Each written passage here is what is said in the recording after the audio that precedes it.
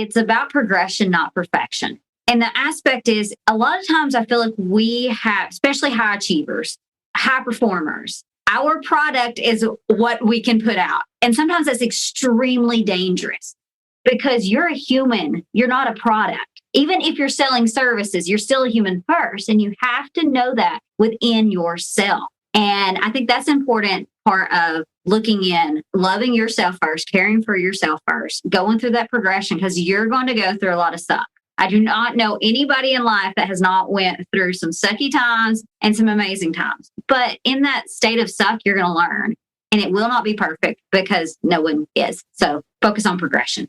Perfectly said. If we're so trapped into perfection, that's just like a core sabotager in itself. We feel like we are not good enough unless we make that 100%. Or even some people say, I won't do it unless I put in.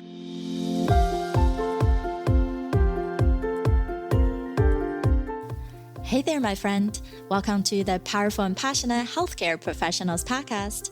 I'm your host, Sabrina. I am a cardiothoracic surgery PA with a background in public health and neuroscience. I'm also your peak performance coach. I had to say no to working extreme long hours where I was always on call and feeling exhausted, underappreciated, and undervalued, and said heck yes to a life and career that elevates my energy and passion without compromising my health and sanity. Now, I'm on a mission to support ambitious healthcare professional like you with a demanding career to become a confident leader who are living purposefully and fulfilled to truly be both a powerhouse in your career and a passionate person in life. Let's start our journey today. Hi, everyone. This is your host, Sabrina, for the Powerful and Passionate Healthcare Professionals Podcast. And today we have another exciting episode with Miss Emily Elrod. And we actually connected on LinkedIn and we chatted and then just boom, girls really got connected. We think really similar. Let's create something amazing for everyone who's listening in. And that's how we got together. So we'll be on each other's podcast and to help you to truly move forward in your life. So brief description of her. So her clients describe Emily as the energetic, wiser beyond her years, and the person that gets things done. Hey, that's what we all need, right? And her husband described her as a blonde, good mom, and animal philanthropist. I have a golden doodle, so. But if you ask her, she is just a lover of humanity, dark chocolate, and numbs as she will gladly nerd out with you on ways people, places, things, aka any nouns, go from stressed to strategy.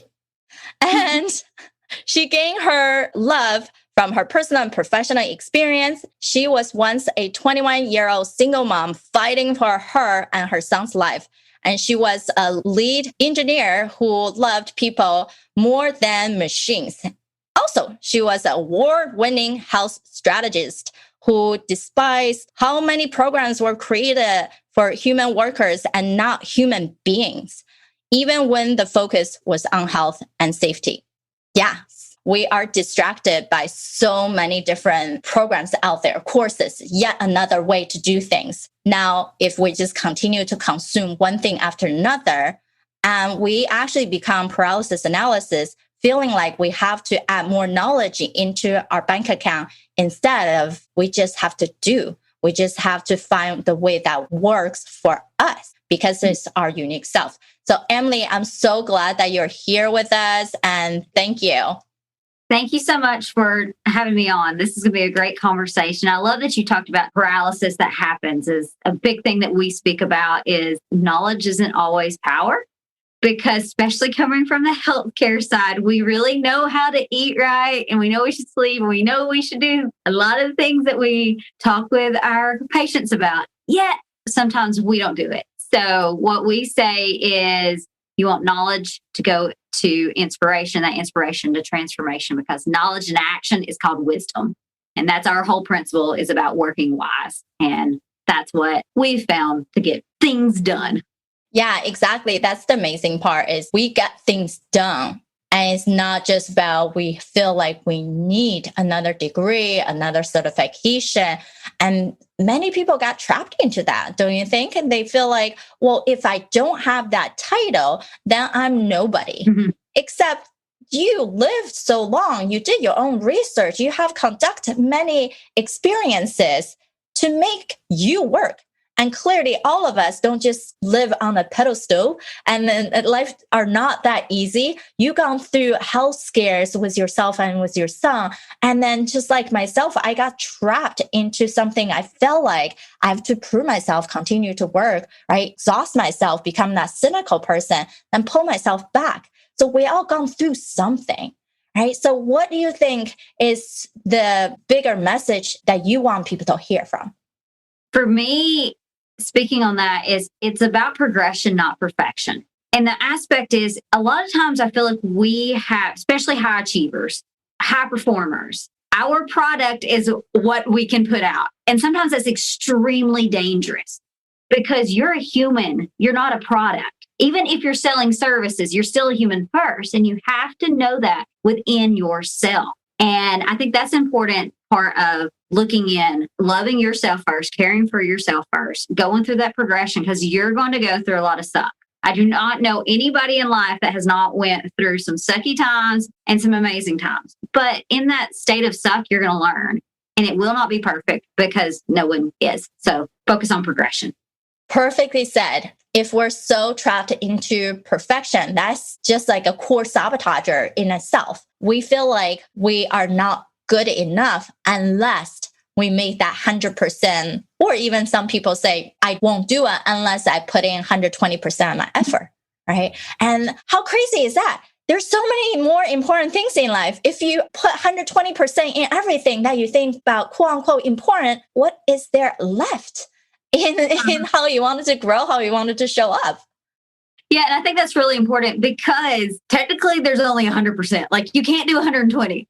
I'm a physiologist, so I love how the body works. And your body only can work at a certain level. And actually, it does not like 100% all the time because you're killing all of its energy. It actually likes at 70 to 80%. Like even if we're doing the exercise, we want you to work out at 70 to 80% to get the gain. If you're going at 100%, you're going to hurt yourself because your body's not sustained with that. But just as that works physically, it also works mentally. And how a lot of times we are go, go, go. Again, going back to the product. Let's be perfect. Let's hit that 100. Oh, not just 100, 110, because that's what I remember in basketball when I played basketball. That's what the coach, give 110% of your effort. And like, I understand he was trying to be motivational, but that's like you're achieving past perfect.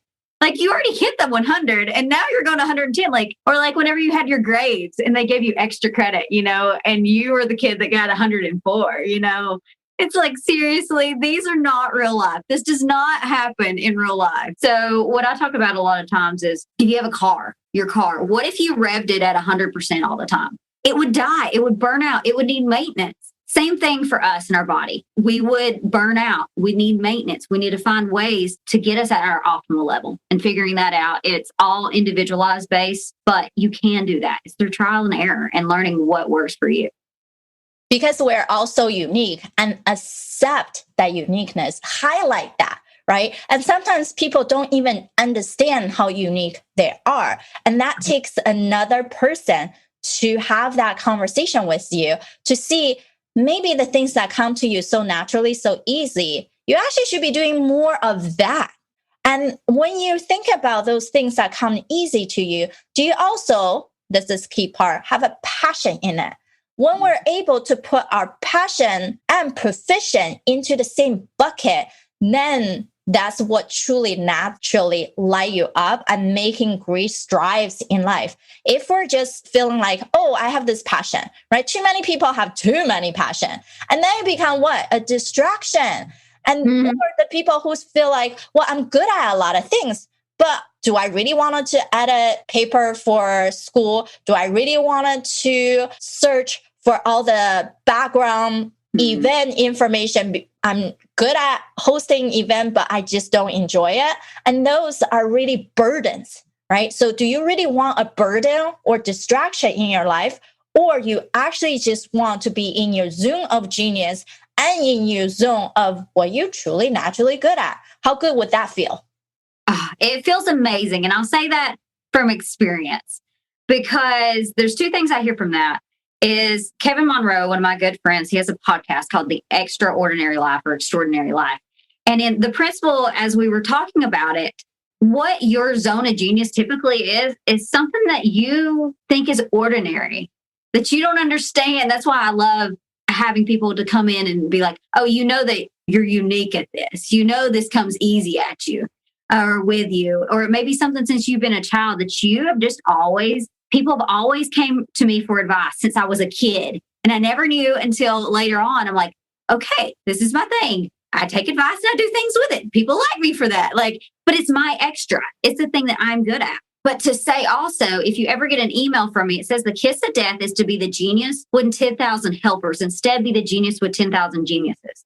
Just because you have a zone of genius and you may think you have a passion for something, you still need your geniuses around you. So my team of people, my company's called Worksbeing. At my company, everybody has their different zones of genius and they're so different from me. But I love that because where my strength is in one area, theirs is in another. And together, it's that cliche, but together is better. For us, it has been so amazing to see the work that we've done and things that I could have never thought of. And it just takes it to the next level. Yeah. And that's the one part when we talk about influence and leadership, it's about not knowing your type of leadership, because just know what you're naturally good at doesn't really mean it'll fit into other people. Therefore, what a true leader that creates good influence is connecting with those around you, bring out the best in them. So then you become a talent magnet. And think about that way. When you are naturally attract good people to you and their talent are amplified, how quickly can you accomplish something? And what I call them a army of walking ambassadors, right? Mm-hmm. So if you have a unique idea, people are already trusting, loving you, and you know all their genius zones. And then you can assign the true natural talent to that person, that task. They're already loving doing it and they're good at it. So what else is there to question? And you can sit back more, and because you're working in what you're only naturally good at and passionate about too. Mm-hmm. And I think there's one caveat that always happens with me with this is that I love to delegate. It's a new thing I'm learning. I've been doing it for about a year and a half now. And because from the world that I came of, in wellness, there's usually a team of one. And so you have to be really good at a lot of things. And it's that letting go. It's the letting go of the ego and saying they may not do it exactly as I would do it, but as long as it's 80% to my standard, and then we're going to come together and discuss it. Because sometimes I feel that as leaders, I can struggle at, is that I still want to have my touch or my flair, but it's still how I might speak to one person may not speak to another. And we have that even in our own group. I have two different people. They're both very introverted. I'm obviously not. So they can speak each other's language a heck of a lot better than I can. And so having people and delegating even that leadership and having self-management and self-coaching as well to come together and, again, cliche, come together for better. Yes, right. That's the big message, is knowing that we all have different personalities, different view in life, different things that just lights us up. And that's more important for the right people. I will only say like-minded. It's difficult to find people who are just clicks naturally. So why not allow them to grow and help each other in their zone? And while other people can be in the different angle. And then when you come together, then the sparkles shine. Because yes, I think all of us, right, high performers wanted to have our own stamp on it because we have that little bit, oh, if I just controlling some part of it, and then at least I know how this is going to come about. But if we're controlling so many things, then you're creating anxiety for yourself when people don't do it right. And they become more stressed and anxious when they couldn't match your standard. And actually, at the end of the day, sometimes we are not super clear on what the ultimate result looks like. And if we haven't communicated that with other people, then they couldn't even shine to create that dream for everyone. Yeah, I love that. And something that comes from that is whenever you take control, you kill their learning. And so you're killing what other people may gain. And as a leader, my goal is to help my people be better every day, 1% better. We're not going 110, 1%, because that's more realistic. Some days may be 10, some may be 0. Some may feel like negative 50, depends if there's a pandemic happening or not. But all that to say, it is very important to make sure that you, in the process of delegation, you can have them learn, even if you know it. Like we do a process on ours is, do you have the energy for it? Do you have the time for it? And then if you don't, delegate it out. We have accountability tasks and we can keep together. But for it all together is what I say is we don't want like-minded people so much. We want like-hearted. And whenever you come from the same values and come from the same heart, you can't, for my team, our heart is the mission of humans and bringing humanity to the work environment. And that means how do humans design and putting them in proper biophysiology measures and our psychological measures. All that to say is we all have the same heart with it. Our mind's totally different. I have a psychotherapist. I have a leadership coach. I have me who has a background in engineering and physiology. Our minds are definitely not the same. But whenever you come and bring it together, it does. You'll see greatness that comes from it. And you're going to allow them to learn. Yes, because there are people who are more logical and who need to have all the processes thought out versus the people who more like me. I am like a big picture person. I wanted to have the bigger thing that makes more realistic. And then people understand what that even feel like, right? Most people missing is if you don't even know what the feeling toward your end goal is, right? And then it just become this dream in your head and no one do anything about it because then it's just a dream. It doesn't seem realistic. And so I would love you to share a little bit more about like what you do as your company and how people find you when they are so clicked into your work. So y'all should find me. I am on LinkedIn mostly at Emily Elrod, but also my company is called WorkSpeed and I have an amazing and blessed team. And we help people go from stress to strategic. And why we say that we do it a little bit different is because we add humanity to it. And we use that by like right now, a lot of people are stressed and you hear about fight, flight, and freeze. There's actually 3 more responses. There's fake, and then there's care and connect. And so what we do is whenever we're stressed, we help people look at their environments, see what is owning them, see if there may be some processes. There may be some conversations that need to be said, But how can we, when we're stressed, actually get into that care and connect phase instead of our thought pattern that we have to fight, fly, or freeze? So we do fun things like that. We do coaching and we do courses. But most importantly, we do people and accountability because we like to get things done. So find us over at workspeed.com, WORKZBE.com. That is amazing. I always love it for Emily to chat with us. It's just so much fun and just so natural. And we know that humans are different and we need to embrace that uniqueness within us. And sometimes the first step is let's discover your uniqueness. Exactly. And when we know how special we are, how to leverage that skill and knowledge even better, then your knowledge become power. Just because we build and grow, learn, podcasts, read books, take courses, doesn't mean you're automatically able to step up into your full potential. You can run it. Because we always have sabotaging behaviors, we got stuck into the negativity, don't know how to pivot. And understand that there is more to life by collaborating, by leveraging, by delegating. Things are going to come to you a lot more efficient, and you're going to maintain your joy. And so thank you so much, Emily, for sharing your wisdom with us. And we would love it for anyone who enjoyed the episode to leave us a review on iTunes, so we know what we can do further for you, and share this episode for other people who really need to hear the message, because we can all be unique. We don't have to be bogged down by pandemic, our internal or external expectations. So super appreciate everyone listening in. And again, thanks, Emily. Thank you. All right, my friend, how did you love this episode? Make sure to subscribe to our show so you can continue to build your positive intelligence for that beautiful mind of yours to live powerfully and passionate. I know this is just the tip of the iceberg. You probably have a lot more questions on actually how do I implement those things into my own life? Well, this is the solution.